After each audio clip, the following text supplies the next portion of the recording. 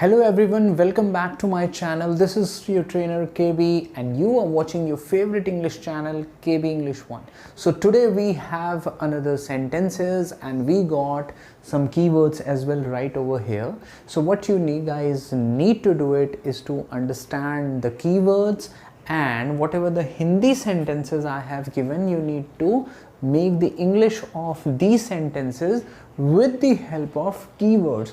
Do you know guys, these keywords would really help you to make so many sentences in English, and if you will do that, obviously you will be benefited with it. So what are we waiting for? Let me commence with these sentences right now.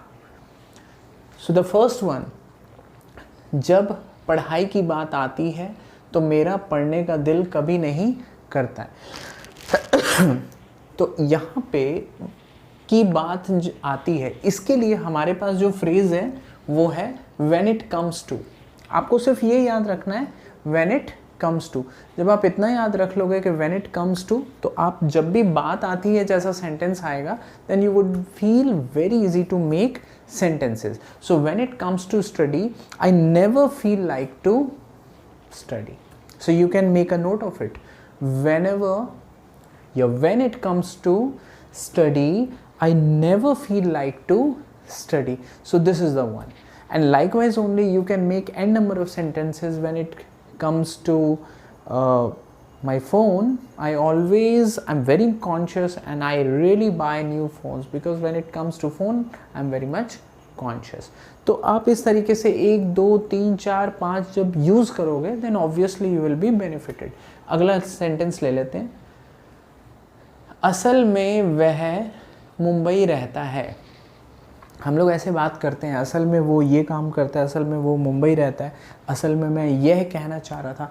तो starting में अगर आपके असल में आ रहा है तो उसके लिए आप क्या कर सकते हो, उसके लिए हमारे पास वर्ड है as a matter of fact. As a matter of fact, इसको एक साथ बोलो, as a matter of fact. अब बनाते हैं सेंटेंस, असल में वह मुंबई रहता है, तो as a matter of fact he lives in Mumbai. So this is the way that you can make it. अगला ले लेते हैं। सच यह है कि उसने एग्ज़ाम दिया था। सच यह है कि उसने एग्ज़ाम दिया था। तो स्टार्टिंग मेन आप लोग की जो प्रॉब्लम्स होती हैं इंग्लिश बोलने की, वो स्टार्टिंग वर्ड से होती है। अगर आप स्टार्टिंग वर्ड को पकड़ लो तो रेस्ट ऑफ द सेंटेंसेस अगर आपको फॉर्मूलेज आते होंगे तो आप ज़रूर उसको बना लोगे।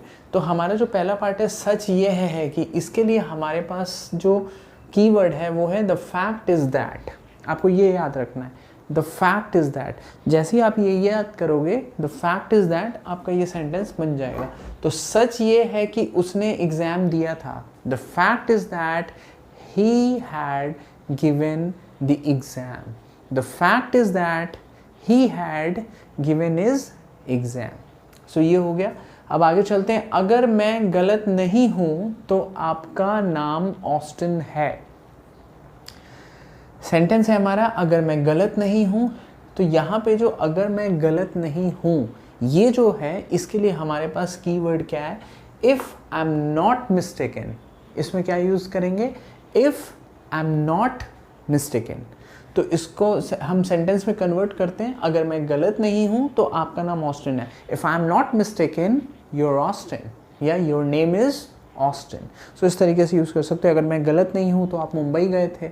If I am not mistaken you had gone to Mumbai. तो ये जितने भी सेंटेंसेस हैं, आप इन की वर्ड से बहुत सारे सेंटेंसेस बना सकते हो without any confusion, without any problem, and your English would really recognize as the fluent English if you would use these keywords in your conversation. So आगे बढ़ते हैं। मेरी आंखें फड़क रही हैं। मेरी आंखें फड़क रही हैं। तो गाइज यहाँ पे आप देखोगे फड़क रही हैं, तो फड़कने के लिए हमारे पास जो कीवर्ड है वो है fluttering. So my eyes are fluttering. My eyes are fluttering. इस तरीके से आप यूज़ कर सकते हो। नेक्स्ट है हमारा, मुझे यह प्रोग्राम ज़रा सा भी अच्छा नहीं लगा। मुझे ये प्रोग्राम ज़रा सा भी अच्छा नहीं लगा। तो इसके लिए फ्रेज़ हमारे पास है नॉट इवन अ बिट। अब ये जो नॉट है ये अलग अलग जगह अलग अलग टेंस में चेंज हो जाता है। अब जैसे मुझे ये प्रोग्राम ज़रा सा भी अच्छा नहीं लगा, I don't even like this programme a bit, last में आपने अ बिट लगा देना। I don't even like this pencil box a bit, I don't even, इस तरीके से आप बना सकते हो। जो आपका कीवर्ड है वो है नॉट इवन अ बिट। आगे देखते हैं, अगला है हमारा उन्होंने आंखें झुका ली। उन्होंने आंखें झुका ली, तो इसके लिए आपके पास है lowered.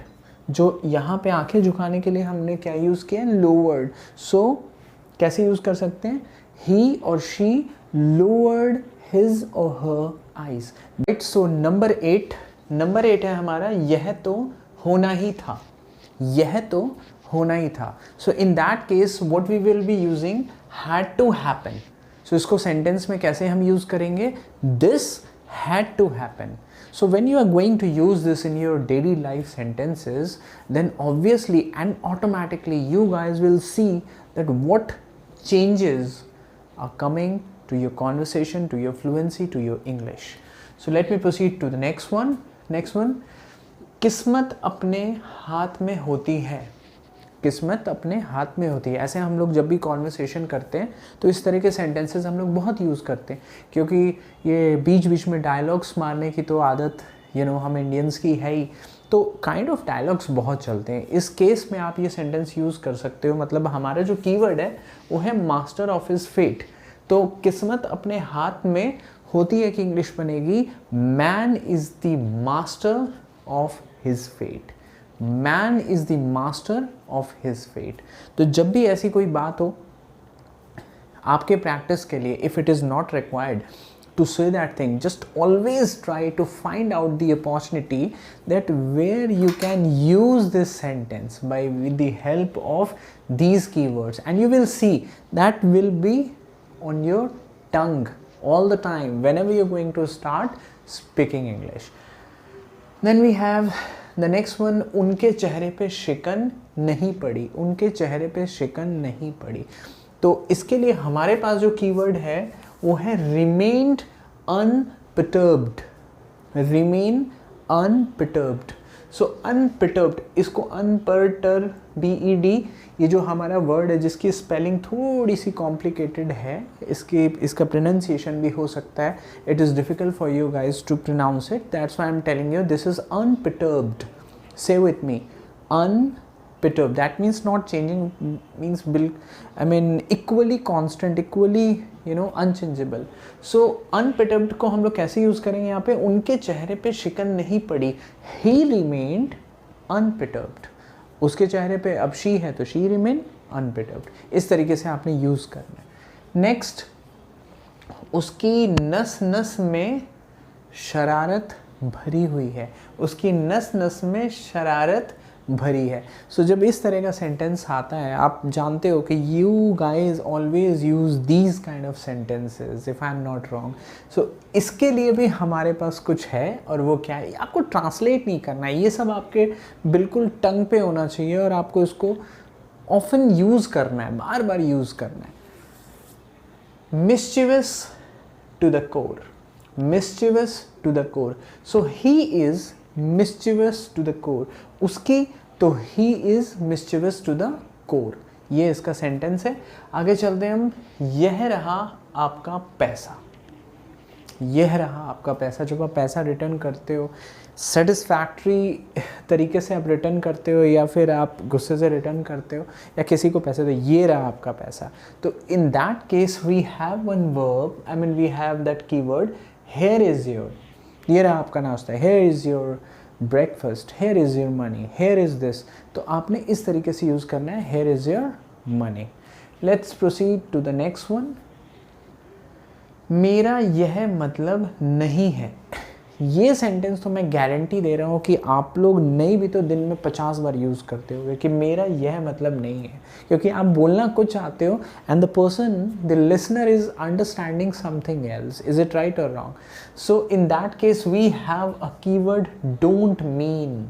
So I don't mean that, I don't mean that, इसको आप ये यूज़ करोगे, I don't mean that. Next we have मेरे रास्ते से हट जाओ। मेरे रास्ते से हट जाओ। अब हर किसी को गेट आउट बोलते रहोगे, so that person would definitely feel bad about it. So we have a keyword and with the help of that keyword we'll be making the sentence मेरे रास्ते से हट जाओ, move out of my way. So I want you to move out of my way. This is not that much आप कह सकते हो कि बहुत ज़्यादा स्ट्राइकिंग है, आप एक नॉर्मल वे में बोल सकते हो तो सामने वाले को बुरा नहीं लगेगा। तो हम लोग यूज़ करेंगे मूव आउट ऑफ माई वे। अब प्लीज़ लगा दोगे तो और अच्छा हो जाएगा। Would you please move out of my way. Next, यह मेरे लिए बहुत बड़ी बात है। ये चीज़ भी बहुत ज़्यादा होती है आप लोगों के साथ। ये मेरे लिए बहुत बड़ी बात है। तो आपको अगर अवार्ड मिल गया या आपको अगर बहुत ज़्यादा प्रेफरेंस मिल गई तो obviously you guys are in a habit of saying this, ये मेरे लिए बहुत बड़ी बात है। इसको हम कैसे करेंगे? इसके लिए हमारे पास है big deal. So it's a big deal for me, it's a big deal for me, very easy. Big billion days आ रहे हैं ना, it's a big deal for me. Next है आसमान में बादल छाए हुए हैं। आसमान में बादल छाए हुए हैं, तो ये भी हम लोग अभी 4-5 महीने से तो बादल ही देख रहे हैं। बारिश इतनी नहीं हुई है लेकिन बादल बहुत ज़्यादा देख रहे हैं। तो आसमान में बादल छाए हुए हैं, इसके लिए हमारे पास एक कीवर्ड है ओवरकास्ट। ये आपने सुना होगा, वेदर रिपोर्ट में बहुत ज़्यादा सुना होगा लेकिन ध्यान कभी नहीं दिया।